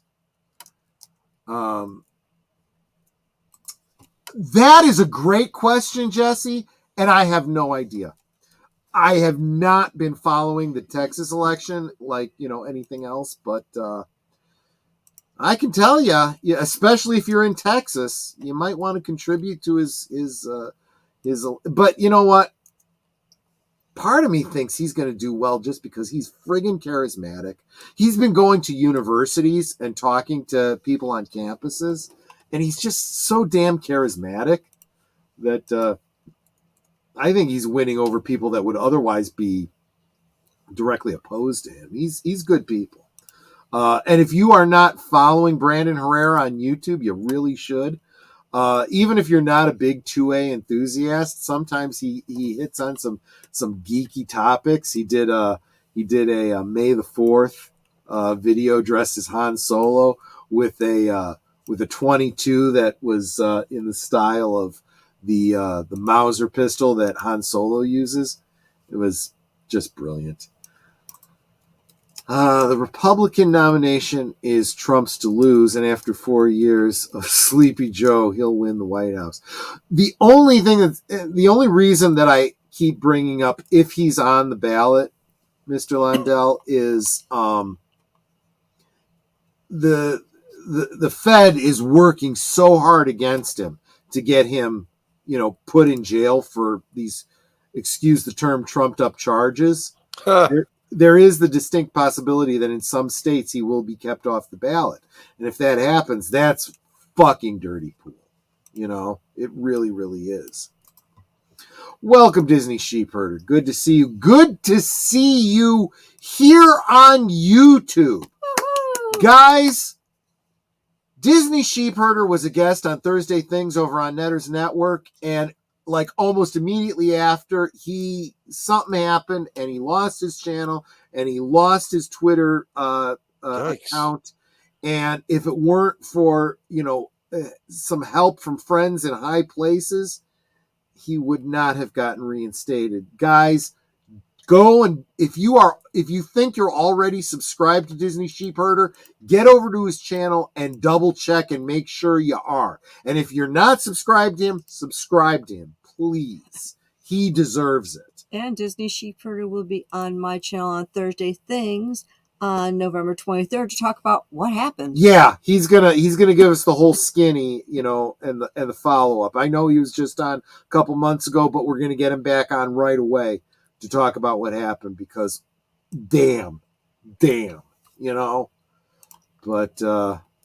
it's messed up. Good. And Geek Flad with Nate Knows 1973 says he's got to go to bed, got to go to work early tomorrow. So everybody have a great night and a better tomorrow. Thanks, buddy. Yeah, I appreciate it. Take care. I hope Brandon Herrera wins so he can educate some people in Capitol Hill how to properly label firearms, especially how SMGs are labeled as SBRs. Yes, Jesse. Yes, you're absolutely right. Yeah, guys, even if you're not a big 2A gun kind of guy, you could learn a lot from Brandon Herrera's channel, and he does some stream. He'll do gun meme reviews. He'll do the Darwin Awards. Yes, they're all gun related, but they're funny as all heck. Definitely worth checking out. You'll learn a thing or two, and you'll realize that so much of the bullshit you hear from the gun grabbers are clearly people who have no clue what they're talking about. They're just regurgitating bullshit memes that they saw on, I mean, what wasn't it? What was it? The dumb bitches on the View were talking about how an AR-15 would you can't use it for hunting because it would incinerate a bull or something like that. And I'm like, whoa, what the fuck are you talking about? Well, this is no different than our president saying that an AR-15 would blow your lungs out the back of your chest. That ain't how it works, dumbass. People have been shot by AR-15s and survived. It's a bullet wound. It's a through and through. You go to the ER and you get patched up. That's modern life in the inner city. But see, these people that live in their fucking ivory towers have no idea what's happening in the real world. They're that out of touch. Same people that say, if you don't vote Democrat, you ain't black. White people fucking saying, rich white people saying that. From their basement. But I gotta say, you vote for that, you only have yourself to blame. You're a dumbass. What is it Candace Owens says? You're still living on the plantation if you're voting for those assholes. She doesn't say assholes. That's my word, not hers. Now the Daily Wire is doing a Snow White movie. What was that? The Daily Wire is doing a Snow White movie. And they're not making it political. They have every reason to make it very right-wing, kind of dip into the whole South Park thing to poke at Disney. They're not doing that. They're being capitalistic about it. They're taking advantage of a situation, but they're just doing it the way it should be done. They're leading by example, and I think that's absolutely brilliant. I don't know, man.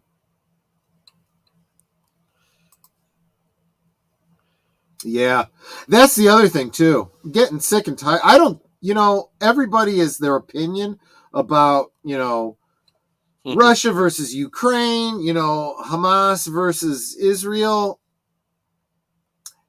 Ain't my country. We have no business being involved in their wars. Right? Period. Full stop. And I'll tell you something else.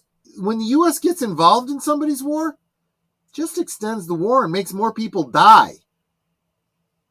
Let people fight their own wars. You know? Heck, when I was growing up, I remember parents that used to let the siblings fight instead of breaking it up. You know what? They'll tire themselves out. They'll learn a lesson. And Jesse's got to drop out too. It's getting late. Yeah, that's why I call it last call. I figure this is the last stream you'll watch before you have to hit the hay, if you're watching me live. Well, I will definitely be hitting the hay right after the stream because I have to get up at dark early. I know you do. Absolutely. Plus, I can't eat anything and I want to munch. So if I go to bed, at least I won't be eating. Poor Netter. I'm sorry. What would you eat if you could eat anything right now? The eclairs that Troy brought home. Oh, the eclairs. I forgot about the eclairs. Yeah. But yeah, we probably should be winding it down because we are at wrapping up. Look at that. 10 minutes to the 2 hour mark. Wow, you got me on politics, guys. Normally I don't do that, but you got me on politics, and I do have to say, PJ, shame on you. What would Dr. Pay say if she came and listened to this stream in particular? I gotta start classing up this joint if you're gonna have me being listened to by big nationwide stars, for crying out loud. Anyway, that's the show for tonight. Just wanted to hang out with you guys. Wanted to drink. Wanted to vent some steam, and look forward to a better weekend. Look forward to the holiday season. Yeah, I think I'll do that. I'll drop a poll, and you guys can tell me what you guys think about me doing some kind of a sponsorship Patreon type thing. I think of Steam. I think of steampunk, and that makes me think of Island in the Stars. Slap a gear on it and call it steampunk. Yeah. Well, you got my vote for having a Patreon because I actually think it would be good for your channel. Yeah, you want me to be able to justify all the time that I spend doing this, right? No, actually, I would just justify all the money you spend giving everybody else super chats. Well, that's true too. Seriously, I look at our credit card statement and I see super chat. It's like, dude. Well, it's like a tip, right? But I'll tell you what, if she were to look at, each super chat that I did, she'd be like, yeah, I kind of understand it. Well, yes, I understand that, but when you're spending like $100 in super chats, it's like, come on, sweetie. Well, I know that's the worst part about it, right? Because I'm super chatting channels that I already have a membership on, and I'm on their Patreon and stuff, and it's like I'm all for supporting, quote unquote, the little guy. Yeah, I don't really have an issue with that. Well, like I dropped $10 on Michael French on his. It wasn't a super chat; it was a super tip. I think that's what they call it. Super tip. Yeah, on his Indy 5 deep dive. I'm like, dude, you deserve something for this, for crying out loud. You put so much effort into it. And again, get over to Retro Blasting and watch that. It's a 4-hour video. I understand you might not be able to invest 4 hours in that video. But keep in mind, one, it's actually more entertaining than Indy 5, the movie, actually was. How would you know you didn't even see it? Screw you, dude. And secondly, he's got it broken up into chapters. You can watch it a chapter a day for a week, okay? And watch it over the course of a week. You don't have to watch it all in one night, But he really deserves the eyeballs on that. He spent 3 months putting the thing together. He really, really deserves it. Don't forget to hit the like and share for the stream. Thank you so much. On every stream, if you appreciate what the host did, make sure you're at least hitting the like button and dropping a comment and encouraging. That makes all the difference. I do the same sometimes. Yeah, there you go. So let's jump into it. What do I see coming up in the very, very near future? So tomorrow night, I'm going to be hanging out with Netter of Netter's Network on Big Al Presents as we do a watch party of Yours, Mine, and Ours from 1968. That's Lucille Ball and Henry Fonda. Didn't they remake that with Dennis Quaid and Rene Russo? Beats me. Okay. I generally forget about remakes, but I will be hosting the video and right here, already with it. I'll be hosting that on Cosme, so you can watch along with us if you don't have your own copy. But by the time you're done, you'll want to get your own copy. I almost guarantee you that. Sunday, I know he's got something else going on, and deleted scenes. If you want to drop a link, you absolutely could, because I know you do something with. I almost said Cowboy Bill, Jedi Bill. You do a Western watch party earlier in the day. But I know that at 7 Central, 8 Eastern, you're doing Unscripted. Episode 38 is called Back in the High Life Again. You know, it's a Steve Winwood song. Maybe you should sing that one at the beginning of your stream. That would be good. But, you know, his Unscripted, which is only an hour long, go hang out with him and hit the like button and share out the stream. And He then has good commentary. Absolutely. And then when you're done there, come on over to Geeky Geezers, where we will bring you the week's geek news. Yeah, some Terry Gilliam news, huh? Yeah, a lot of news that you may not have seen on any of the other bigger channels. And if you do if we do cover something that was covered on the big channels, I bet we bring a different perspective. Terry Gilliam, what else are we going to be talking about on Sunday? Things. Oh, no, other things. We have he's like, I got to remember what I sent you. Planet of the Apes sequel. I'm kind of looking forward to that. I got to be honest. We're going to be talking about more Disney stuff, like Nelson Peltz maybe trying to rein things in a little bit. Absolutely. So, and of course, the fallout from the recent South Park episode that kind of singled out Catholic. We'll have some things to talk about there. Absolutely. Yes. Then after that, you go, you know, you hit the hedge, you make yourself a sandwich, maybe pour yourself a drink, get back to your computer for Deleted Scenes, The Other Side of Midnight, number 26, with special guest Jedi Bill. That's 11 Central, midnight Eastern. There's the link for you. That is a great way to wind up your weekend. Going into the week, first thing I know about is early evening Tuesday. It's 4:30 Central, 5:30 Eastern. I will be on Talk Hard with Pops, talking about planes, trains, and automobiles. Going home can be hard.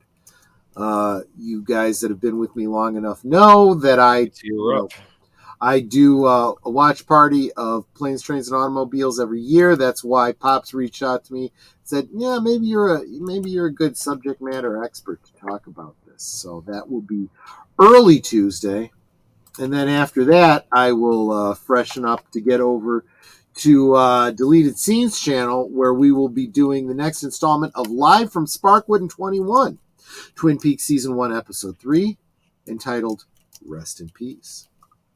Again, I will be hosting that on Cosme in case you don't have a copy yourself and you have an opportunity to get caught up on a great show. Better than anything that's on TV or streaming these days, let me tell you. Well, that's because there is nothing on TV and streaming these days because of the strike. Well, there's that too. And you don't need it because, physical media.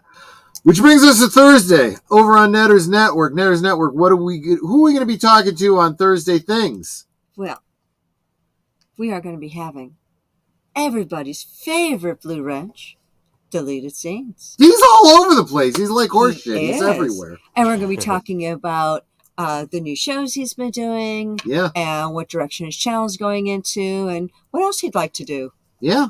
He's grown a lot since he was on not too long ago. We'll have him back on again. And so there's a lot of Deleted Scenes going on during the week. He's got 3 shows on Sunday. He's got another one on Tuesday. He'll be on Thursday Things on Thursday, which brings us around to next Friday. I told you guys all about it, but here's the link so that you guys can be ready with it. Next week, same bat time, same bat channel. I'll probably be drinking a blue milk because I can't imagine what else I'd be drinking. But we'll be celebrating Life Day a week early with Michael French from Retro Blasting for the annual Star Wars Holiday Special Watch Party. This time it will be the Thank the Maker Cut 2.0, which I haven't even seen yet. So It might be something special. Maybe it'll be like better than anything Disney's done.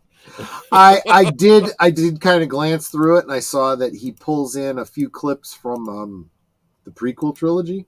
What? So it should be interesting. Yeah. Does Jar Jar make an appearance? Don't know that. I don't know for sure. We'll have to watch Does it. Jar Jar ruin Life Day and they have to fix it?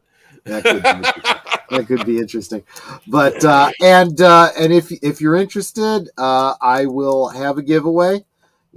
Maybe a couple, 3, 4 people that might be interested. I'll ask you to, I don't know, say something in particular in the chat, and then Netter will do her, Wheel of Fortune to, select people to receive a copy of the holidays, multiple copies of the holiday special. It'll be the original Huio, exactly the way it broadcast with commercials. The both versions of the Thank the Maker cut, and a couple other special throw-ins in there. So probably a 3-disc set. So that'll be next week. Saturday, so a week and a day from today. I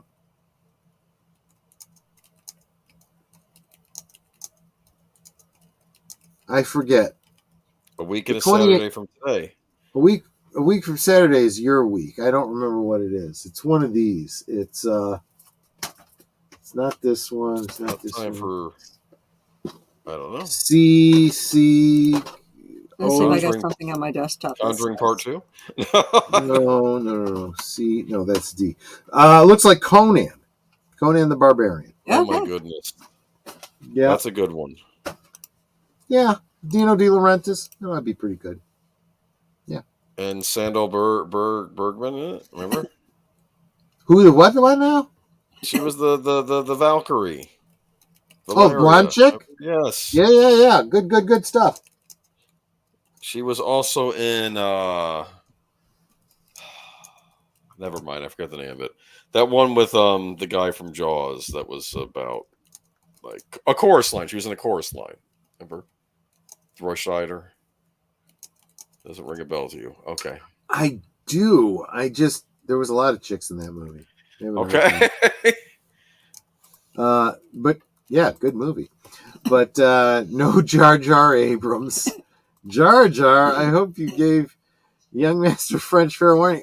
I'm not sure that Jar Jar is in it. I just said that there are scenes from the prequels. I don't know that Jar Jar has anything to do with it. Maybe not. I think it'll be good. I think it'll be worth it.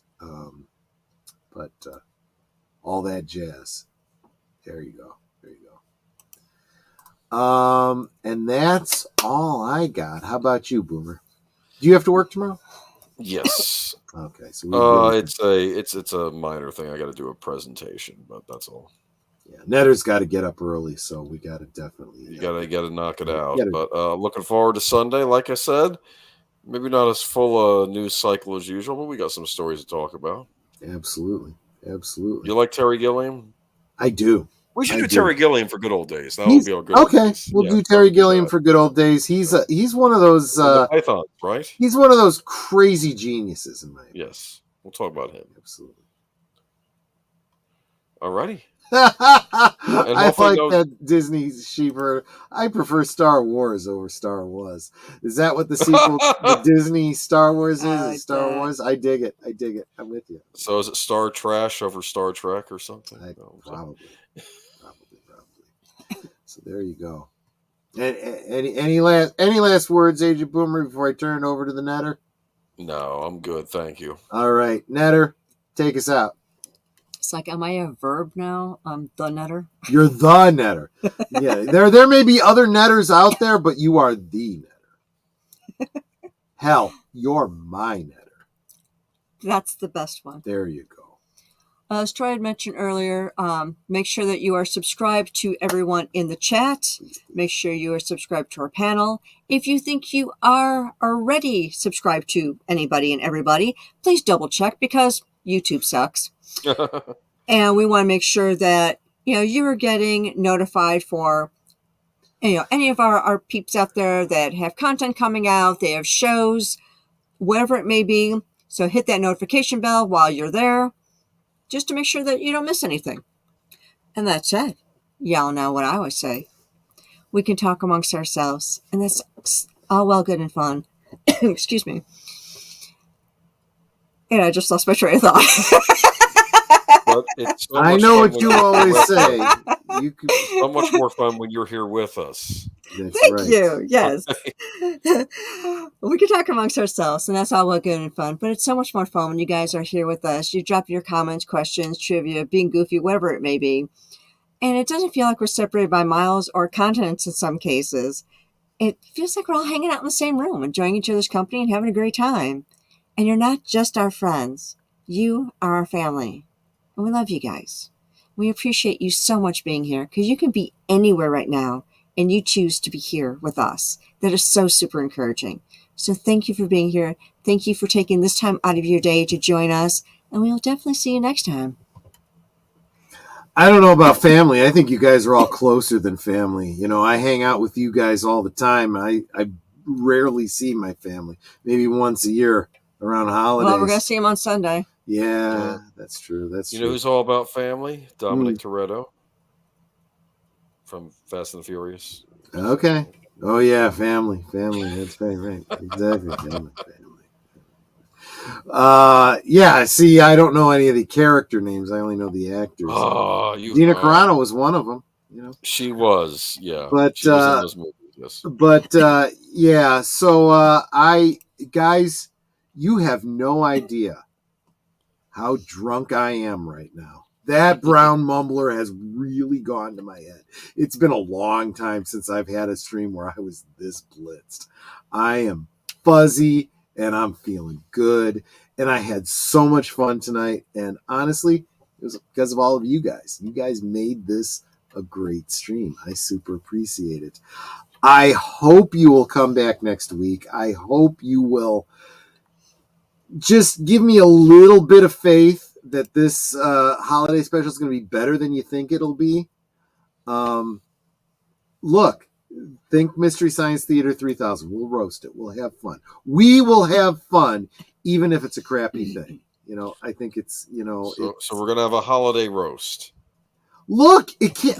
My feeling is the holiday special can't be any worse than, Disney Star Wars, right?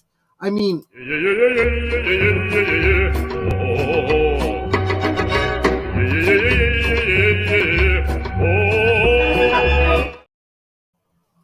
right? Can't be that bad. No. Where is Ryan Johnson now? What is he thinking? He's doing Knives Out 2 or 3 or 4 or something. I don't know that he does anything else. Good. I just, I don't know. As long as he stays busy away from Star Wars, I don't care. Anyway, so that's all I had to say. Thank you guys so much. You guys really do rock. I wouldn't be doing this if it weren't for all of you. Netter says, we could talk amongst ourselves. Honestly, if it was just me, Netter, and Boomer, and there was nobody in the stream, there's no reason for me to even go live. We could just have a, private Zoom call, But anyway, guys, thank you so much. I'm looking forward to a great holiday season, and I think 2024 is going to be even better than 2023. Maybe that's just the booze talking. We'll see. But thank you so much, everyone. Have a great one, and I'll see you in the next one. Take care. Good night, ladies. Good night, sir. Hit it, sweetheart.